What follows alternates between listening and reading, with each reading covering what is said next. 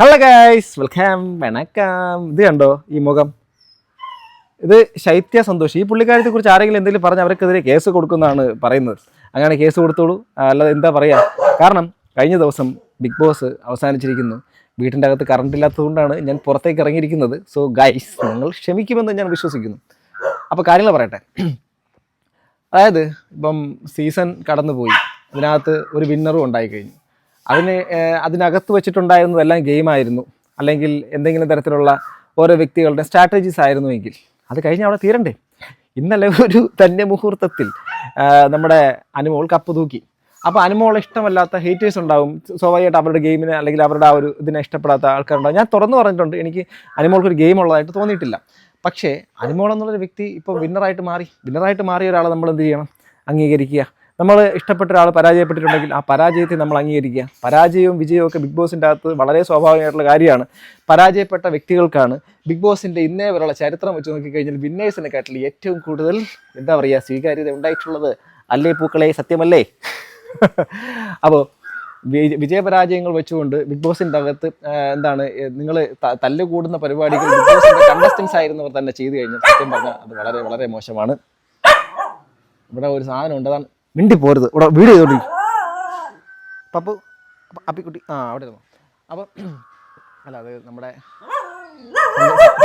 മിണ്ടരുത്, വീഡിയോ ചെയ്യുക. ഇത് സംസാരിക്കുമെന്ന് പറഞ്ഞില്ലേ? മിണ്ടരുത്.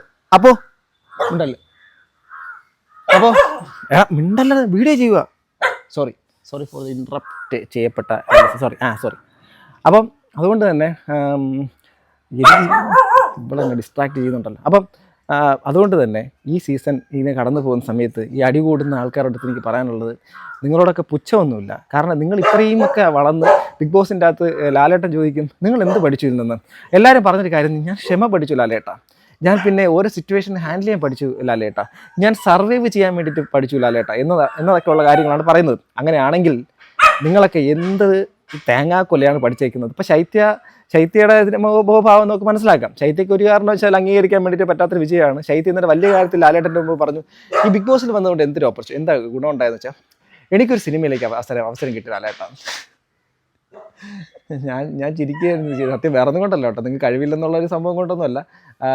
സ്വാഭാവികമായിട്ട് ഞാൻ വിചാരിച്ചു മിക്ക ബിഗ് ബോസിൻ്റെ ടീമുകളെല്ലാം കൂടി ചേർന്ന് ഒരു സിനിമ നിർമ്മിക്കുന്നുണ്ടല്ലോ, ഇനി ആ സിനിമയ്ക്കകത്തുള്ള പല സംഭവമാണോ എന്നുള്ള കാര്യമാണ്. എനിവേ, അവർക്കെതിരെ കട്ടപ്പ എന്നുള്ളൊരു പദപ്രയോഗവും മറ്റുള്ള കാര്യങ്ങളൊക്കെ വന്നു. ഞാനതൊരിക്കലും അങ്ങനെയൊന്നും അവരെ അങ്ങനെ ടാർണിഷ് ചെയ്യാനൊന്നും തയ്യാറൊന്നുമല്ല. അത് ഈ എന്താ പറയുക, ബിഗ് ബോസ് ഗെയിമിൻ്റെ അകത്തും സ്വാഭാവികമായിട്ട് ജലസ് ആയിട്ടുള്ള സംഭവങ്ങളൊക്കെ ഉണ്ടാവും. എങ്കിലും ഇപ്പോൾ നമ്മുടെ എന്താ പറയുക, ഈ ശൈത്യ, അതോടൊപ്പം തന്നെ RJ ബിൻസി എന്ന് പറഞ്ഞ പുള്ളിക്കാരി, എന്തൊരു ആറ്റിറ്റ്യൂഡാണ് ഇവരൊക്കെ ശരിക്കും പറഞ്ഞു കഴിഞ്ഞാൽ ഇവരൊക്കെ ബിഗ് ബോസിൻ്റെ അകത്ത് കയറിയിട്ട് ഇവരൊക്കെ വിന്നറാവാൻ വേണ്ടിയിട്ട് ഇന്നവരെ പോലെയാണ്. ഞാൻ ഇപ്പോഴും സ്റ്റിൽ ഞാൻ പറയുന്നു, ഒന്നുകിൽ അനുമോൾ അല്ലെങ്കിൽ അനീഷ്, ഈ രണ്ടുപേരും ആരെയും കപ്പടിക്കണം എന്നുള്ള സംഭവം ഉണ്ടായിരുന്നു. പിന്നെ ഈ PR-ൻ്റെ സീസണാണ് ഈ സീസൺ ഏത് സീസണിലാണ് PR ഇല്ലാത്തത്? നിങ്ങൾക്കൊക്കെ ഇപ്പം സാധാരണ കോമൺ പ്രേക്ഷകരെ സംബന്ധിച്ചിടത്തോളം നിങ്ങൾക്ക് ഒരുപാട് ഐഡിയാസ് ഇതിനെ കാണത്തില്ല. പക്ഷേ നമ്മൾ ഒരുപാട് വർഷം കൊണ്ട് ഈ ഒരു മേഖല നിൽക്കുന്നത് കൊണ്ട് നമ്മളെ സമീപിക്കാറുണ്ട്. അപ്പം എന്താണ് ഇതിനകത്ത് നിങ്ങൾ PR എടുക്കാമോ, എത്ര ലക്ഷം രൂപ വേണം, അല്ലെങ്കിൽ എന്താണ് വേണ്ടത്? ഒരു കാര്യം മനസ്സിലാക്കണം, യൂട്യൂബിൻ്റെ അകത്ത് അത്യാവശ്യം ഞാൻ ഈ ബിഗ് ബോസിൻ്റെ റിവ്യൂ ചെയ്യപ്പെടുന്ന ഒരുമാതിരിപ്പെട്ട മെജോറിറ്റി കോണ്ടന്റ് ക്രിയേറ്റേഴ്സ് 10 പൈസ വാങ്ങിച്ചുകൊണ്ട് യൂട്യൂബിൽ എന്താണ് PR എടുക്കത്തില്ല. കാരണം ഇപ്പം PR എടുത്ത് എത്ര രൂപ കിട്ടും? ഒരു കണ്ടസ്റ്റൻറ്റിൻ്റെ ഒരു PR എടുത്താൽ ചിലപ്പോൾ ഒരു 2, 3 അല്ലെങ്കിൽ 4, 5 ലക്ഷം രൂപ ചിലപ്പോൾ കിട്ടുമെന്ന് വിചാരിക്കാം. പക്ഷേ ഈ ത്രൂ ഔട്ട് ഈ ബിഗ് ബോസിൻ്റെ റിവ്യൂ ചെയ്യുന്നവർക്ക് കിട്ടുന്ന റവന്യൂവിനെ കുറിച്ച് നിങ്ങൾക്ക് വലിയ ധാരണ ഇല്ലാഞ്ഞിട്ടാണ്. മനസ്സിലാകുന്നുണ്ടോ? അല്ല എങ്കിൽ നിങ്ങൾ അടുത്ത സീസണൊക്കെ വരുന്ന സമയത്ത് നിങ്ങൾ റിവ്യൂ ചെയ്ത് നോക്കൂ, അപ്പം നിങ്ങൾക്ക് മനസ്സിലാക്കാൻ വേണ്ടിയിട്ട് പറ്റും.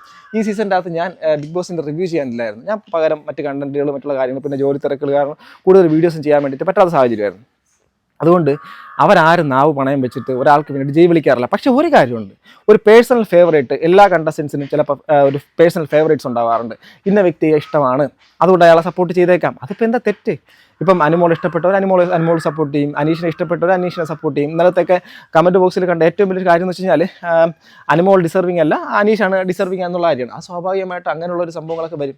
അതെല്ലാം കൂടെ ചേർന്നത് കൊണ്ടാണ് ബിഗ് ബോസിൻ്റെ അകത്ത് ഈ സ്വരത നമ്മൾ സമൂഹത്തിൻ്റെ അകത്ത് കാണുന്ന ഒരു പ്രതിഫലനം ബിഗ് ബോസിൻ്റെ അകത്തൂടെ നമ്മൾ കാണാൻ വേണ്ടി ശ്രമിക്കുക. നമുക്ക് അത്രയേ ഉള്ളൂ. അതിനപ്പുറത്തേക്ക് വേറെ ഒരു സംഭവങ്ങളും ഒരു മണ്ണാങ്കട്ടയും അതിനകത്ത് ഇല്ല. പിന്നെ നമ്മുടെ ഇപ്പോൾ ലാലേട്ടൻ പറയുന്നത് വെച്ചാൽ ഈ സീസൺ ഏറ്റവും കൂടുതൽ എന്താണ് വ്യൂവേഴ്സ് കൂടി, ഈ സീസണിലാണ് ഏറ്റവും കൂടുതൽ വോട്ടിംഗ് നടന്നിട്ടുള്ളത്, ഇത്രയും കാലത്തെ സീസണിനെക്കാട്ടിൽ ഏറ്റവും കൂടുതൽ പ്രചാരം നേടിയ ഒരു സീസണാണ്. നമ്മളിപ്പോൾ പറയുന്നു ഈ സീസൺ ഏറ്റവും കൂടുതൽ അട്ടർ നോൺസെൻസ് ആയിരുന്നു, ഫെയിലിയർ ആയിരുന്നു, വളരെ മോശമായിരുന്നു പറയുമ്പോൾ തന്നെ ലാലേട്ടൻ പറയുന്നൊരു കാര്യമാണ് ഏറ്റവും മികച്ചൊരു സീസണായിരുന്നു, ഏറ്റവും കൂടുതൽ ജനസ്വാധീനം നേടിയ സീസണാണ്. ഓരോ സീസൺ കേൾക്കുമ്പോൾ നമ്മൾ കേൾക്കുന്നത് കഥയാണോ സത്യമാണോ വെച്ചപ്പോഴേക്കും കുറച്ചധികം സുഹൃത്തുക്കളും പറഞ്ഞു, ഇതുമായിട്ട് ബന്ധപ്പെട്ട് നിൽക്കുന്ന മേഖലയുള്ള ആൾക്കാരും പറഞ്ഞു TRP TVR റേറ്റിംഗ് ഏറ്റവും കൂടിയൊരു സീസണായിരുന്നു കടന്നുപോയതെന്ന്. ആലോചിക്കുകയാണ്, നമ്മുടെ മലയാളികളുടെ ഒരു മനോഭാവമാണ്, പൊതുവിലുള്ളൊരു മനോഭാവമാണ്. നമ്മൾ കാണത്തില്ല എന്നൊക്കെ പറഞ്ഞ് വെറുതെയാണ്. അത് ഇവിടെ എല്ലാവരും കുത്തിയിരുന്ന് കാണും. പ്രത്യേകിച്ച് അബ്രോഡ് താമസിക്കുന്ന ആൾക്കാരെ സംബന്ധിച്ചിടത്തോളം അവർക്ക് ജോലിക്ക് പോകുന്നു, മറ്റുള്ള കാര്യങ്ങൾ ചെയ്യുന്നു, അതിനോടൊപ്പം തന്നെ അവർക്ക് ഏറ്റവും കൂടുതൽ സന്തോഷം കിട്ടാൻ വേണ്ടിയിട്ട് അവർക്ക് ടൈം ഒന്ന് സ്പെൻഡ് ചെയ്യാൻ വേണ്ടി ഒരു ഹോബി പോലെ ഒരു 100 ദിവസം ബിഗ് ബോസിനെ അവർ കാണുന്നു. അങ്ങനെയൊക്കെയാണ് അവർ അതിനകത്ത് നിന്ന് കൂടുതൽ സന്തോഷം കണ്ടെത്തുന്നത്. മറ്റുള്ള കാര്യങ്ങളൊക്കെ പുറകിൽ കാണുന്ന വാഴ ഞാനോട്ട് യാതൊരു ബന്ധമില്ല, കലാത്തിയ ലൂട്ടിയാണ്. പെട്ടെന്ന് കണ്ടപ്പോൾ വാഴയില്ല പോലെ അല്ലേ.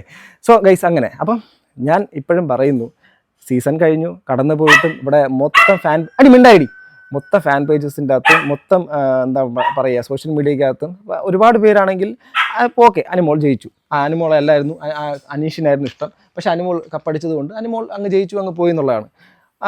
അതിനൊരു സപ്പോർട്ട് ഉള്ളതുകൊണ്ട് അവർ വിജയിച്ചല്ലോ. നമ്മൾ സപ്പോർട്ട് ചെയ്ത വ്യക്തി വിജയിച്ചിട്ടില്ല എങ്കിലും വിജയിച്ച വ്യക്തിയെ ഒന്ന് അപ്രീഷിയേറ്റ് ചെയ്യാൻ വേണ്ടിയിട്ട് പലർക്കും നല്ലൊരു മനസ്സുണ്ട്. പക്ഷേ ചില ആൾക്കാർക്കെങ്കിലും അതില്ലാതെയും പോകുന്നുണ്ട്. പിന്നെ ഒരു കാര്യം എടുത്ത് പറയേണ്ട, സീസൺ 4ൻ്റെ അകത്ത് ദിൽഷയ്ക്ക് ശേഷം രണ്ടാമത്തൊരു ലേഡി വിന്നറാണ് അല്ലേ. നമ്മൾ അതിനെയും കൂടെ അംഗീകരിച്ച് പോകണം. നമുക്കിപ്പോൾ എപ്പോഴും രാജാക്കന്മാർ മാത്രമാവുന്നതിനപ്പുറം ഇതിനകത്ത് എല്ലാവരും വരട്ടെ അല്ലേ. നമുക്കിപ്പോൾ എല്ലാ സീസണുകളുടെ അകത്തും ഇപ്പം കുറേ പേരൊക്കെ പറയുന്നു നെവിൻ്റെ സത്യം പറഞ്ഞ നെവിൻ്റെ ലൈഫ് സ്റ്റോറി മറ്റുള്ള കാര്യങ്ങളൊക്കെ ഇന്നലെയൊക്കെയാണ് ഞാൻ അറിയുന്നത്. അപ്പോൾ ഓക്കെ, എല്ലാവരുടെ ലൈഫിൻ്റെയും പിന്നെ ഇപ്പം അനിമോളുടെ ലൈഫിൻ്റെ പല സാഹചര്യങ്ങളിലുള്ള ബുദ്ധിമുട്ടുകളും കാര്യങ്ങളൊക്കെ പറയുന്ന സമയത്ത് ചിരിക്കുന്ന ആൾക്കാർ തന്നെ നെവിൻ്റെ ലൈഫിൻ്റെ അകത്ത് നടന്നിട്ടുള്ള കാര്യങ്ങളും ദുരന്തങ്ങളും കേൾക്കുമ്പോഴേക്കും കരയുന്നുണ്ട്. നമുക്ക് തന്നെ ഒരു ഇരട്ടത്താപ്പുണ്ട്. പ്രത്യേകിച്ച് കാണുന്നത് അതൊക്കെ ആ ഒരു ശബ്ദങ്ങളെ കാണുന്ന ചില പ്രമുഖ സോക്കോൾഡ് പുരോഗമനിസ്റ്റ് ആൾക്കാരുടെയൊക്കെ ഹാൻഡിൽ വഴിയാണ്. അവരൊക്കെയാണ് ഇതിനെക്കുറിച്ചൊക്കെ വലിയ വായ്ത്താളം വിടുന്നത്. പക്ഷേ എല്ലാവരും മനുഷ്യരാണെന്നുള്ള ചിന്തിച്ച് കഴിഞ്ഞാൽ ബിഗ് ബോസ് എന്നുള്ളൊരു കാര്യം, ഒരു ഷോ, സത്യം പറഞ്ഞാൽ നമ്മുടെ സമൂഹത്തിൻ്റെ അകത്തുള്ള എല്ലാ നുണയും കൊതിയും എന്നൊക്കെ പറയുന്ന സാധാരണ ആ ഒരു പരിപാടി തന്നെയാണ് ഇവിടെ നമുക്ക് കാണാൻ വേണ്ടിയിട്ട് പറ്റുന്നത് എന്നുള്ളത് മാത്രമാണ് ഈ സീസൺ കടന്നു മുമ്പ് എനിക്ക് മനസ്സിലാവുന്നത്. 0 റിഗ്രറ്റ്. കാരണം ഇത്തവണത്തെ സീസണിൻ്റെ അകത്ത് തലവയ്ക്കാത്തതിൽ വളരെയധികം അഭിമാനിക്കുന്നു. കാരണം ഒരുപാട് പേര് ഈ സീസൺ കണ്ടിട്ട് അഫക്റ്റഡ് ആയിട്ടുണ്ട്. പിന്നെ എങ്ങനെ അനിമോൾ ജയിക്കാനുള്ള സാഹചര്യം ഉണ്ടായെന്ന് വെച്ച് കഴിഞ്ഞാൽ ആരും കാരണമൊന്നുമല്ല, റീ എൻട്രി എന്നുള്ള ഒറ്റ ഓപ്ഷനിലൂടെ ശൈത്യയും RJ ബിൻസി അടക്കമുള്ള ആൾക്കാർ അകത്ത് കയറി പോയിട്ടാണ് ഈ പറയുന്നത് എന്താ പറയുക പുള്ളിക്കാരത്ത് ജയിപ്പിച്ചേക്കുന്നത്. ഞാൻ മനസ്സിലാക്കുന്ന ഒരു 15% വോട്ടിംഗ് ഡിഫറൻസിലാണ് നമ്മുടെ ഈ പുള്ളിക്കാരത്ത് വിജയിച്ചത്. ഇപ്പോൾ ഒരുപാട് സോഷ്യൽ മീഡിയക്കകത്തുള്ള ടോപ്പ് ഇൻഫ്ലുവൻസേഴ്സൊക്കെ എല്ലാവർക്കും വേണ്ടിയിട്ട് ഇറങ്ങിയിട്ടുണ്ടായിരുന്നു. അപ്പോൾ നമ്മുടെ തൊപ്പി അവസാനം അനീഷിന് വേണ്ടിയിട്ട് വന്നു, എന്നിട്ടും ഒരു രക്ഷ ഉണ്ടായിട്ടില്ല. മനസ്സിലാക്കേണ്ടേ, ആരും ആരുടെ അടിമയും നല്ലെന്നേ. നിങ്ങൾ പോയി എനിക്ക് വേണ്ടിയിട്ട് ഇവർക്ക് വോട്ട് ചെയ്യൂ, എന്നെ വിജയിപ്പിക്കാൻ, എൻ്റെ മാനം നിലനിർത്താൻ വേണ്ടിയിട്ട് നിങ്ങൾ അവർക്ക് വേണ്ടി വോട്ട് ചെയ്യൂ എന്നൊക്കെ പറയുന്നത്. പിന്നെ വേറെ ചില ആൾക്കാരൊക്കെ പറയുമ്പോൾ അനിമോൾ വിജയിച്ച് കഴിഞ്ഞാൽ എനിക്ക് സഹിക്കാൻ പറ്റത്തില്ലേ, എനിക്ക് ഭയങ്കര വിഷമമാവും, സങ്കടമാവും, അത് ഭയങ്കര അൺഫെയർ ആണ് എന്നൊക്കെ. ഈ സമൂഹത്തിൻ്റെ അകത്ത് എല്ലാവിധ വർണ്ണ വ്യത്യാസമില്ലാതെ എല്ലാവർക്കും എല്ലാ തുറകളിലും ജീവിക്കാനൊക്കെ ഉള്ളതുകൊണ്ട് നമ്മളെല്ലാവരും വലിയ ബുദ്ധിജീവികളും നമ്മളെല്ലാവരും വലിയ നല്ല മനുഷ്യരും ആയതുകൊണ്ട് അതിനകത്ത് ചില ആൾക്കാർക്കൊക്കെ ചില കുറവുകളുണ്ടാവാം. ഇപ്പം അനുമോളുടെ വിമർശിക്കപ്പെടേണ്ട എല്ലാ കാര്യങ്ങളും വിമർശിച്ചിട്ടുള്ള ഒരാളാണ് ഞാൻ ഈ സീസണിൻ്റെ അകത്ത്.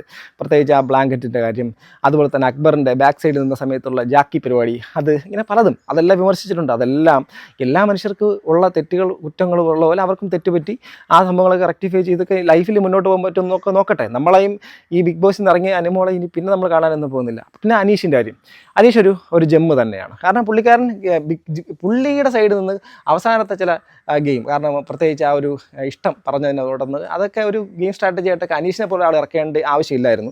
അത് മാത്രമേ ഉള്ളൂ എനിക്കുള്ള വിമർശനം. ബാക്കി ഇപ്പോൾ ഗെയിം കഴിഞ്ഞു, ഓരോരുത്തർ കപ്പടിച്ചു, ഒരാൾ കപ്പടിച്ചു, മറ്റേ ആൾ സെക്കൻഡ് ആയിട്ട് വന്നു, അയാൾക്കും ഫുൾ മറ്റുള്ള സാധനങ്ങളൊക്കെ മൈജി സ്പോൺസർ ചെയ്തു. ഇപ്പോൾ അനീഷ് കപ്പടിച്ചിരുന്നെങ്കിൽ ഈ അവിടെ വേദി നിൽക്കുന്ന മൈജിയുടെ ആൾ ചിലപ്പോൾ കിടന്ന് ഉരുകിയേനെ സത്യം. കാരണം അതങ്ങനെയാണ്, അത് നിങ്ങൾക്ക് മനസ്സിലാക്കാൻ വേണ്ടിയിട്ട് പറ്റും. ഇപ്പം മൊത്തത്തിലുള്ളൊരു PR ആരോപണം, PR ഒക്കെ എല്ലാവർക്കും ഉണ്ടായിരുന്നു തന്നെ. സോ അത്രയൊക്കെ തന്നെ പറയാനുള്ളൂ. ഇപ്പോൾ കറണ്ട് ഇല്ലാത്തതുകൊണ്ടാണ് പുറത്തിറങ്ങി വീഡിയോ ചെയ്തത്. സോ ഗൈസ്, നിങ്ങളുടെ അഭിപ്രായം താഴെ കമൻറ്റ് ബോക്സിൽ രേഖപ്പെടുത്തു.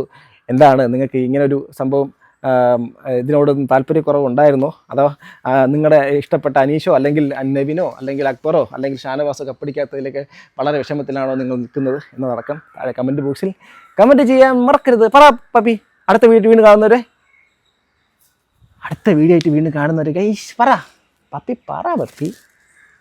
പറയടി ഞാൻ പോ അപ്പോൾ അവള് മിണ്ടുന്നില്ല. അവൾക്ക് ഞാൻ വീഡിയോ ചെയ്തുകൊണ്ട് അവളെടുത്ത് അപ്പോസ് മിസ്റ്റർ അപ്പോസ്. ഓക്കെ അപ്പോൾ ഗൈസ് അപ്പോൾ അവള് പറഞ്ഞു കഴിഞ്ഞാൽ അടുത്ത വീഡിയോ വീണ്ടും കാണുന്നത്. ബൈ.